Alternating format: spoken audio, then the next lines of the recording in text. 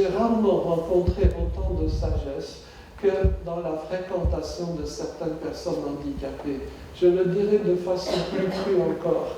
J'ai été, je crois, étudiant pendant 14 ans. Je ne sais combien de bouquins savants sont passés entre mes petites mains. Mais je pense que quasiment tout ce que j'ai eu la chance d'apprendre, je l'ai appris avec des gens qui n'ont jamais mis les pieds à l'école.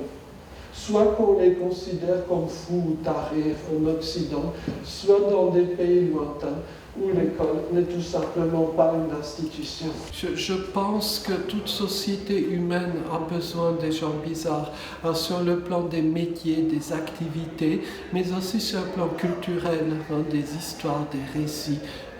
Partout on trouve des gens bizarres. Et donc on ne peut pas avoir une société de gens qui soient la copie conforme l'un de l'autre. Je crois qu'une telle société ne serait pas fonctionnelle, et en tout cas elle ne serait pas épanouissante. Je connais des êtres humains qui se croient extrêmement intelligents, sauf que ces bipèdes humains vont passer leur vie entre deux dalles de béton à respirer des gaz d'échappement.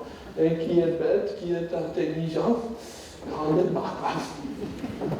Quand on est face à une personne, on a tendance à évaluer ses capacités en fonction de critères absurdes. Par exemple, on jugera que la personne est intelligente si elle fait un baratin pendant des heures. On dira qu'elle est intelligente si elle a une certaine coiffure. Mais ça n'a rien à voir avec l'intelligence. Tout ça, ça n'a rien à voir avec les intelligences au pluriel. Les intelligences sont multiples, diverses. Et les capacités, les compétences que les humains ont sont très nombreuses. Parce que si les autistes sont comme Lady Hawk, on peut couper tous les subsides. On organise une fois l'an une garden party, on se donne des fleurs, et on s'autocongratule et on crie « Vive l'inclusion !» Il y a peut-être un message, plutôt une supplique.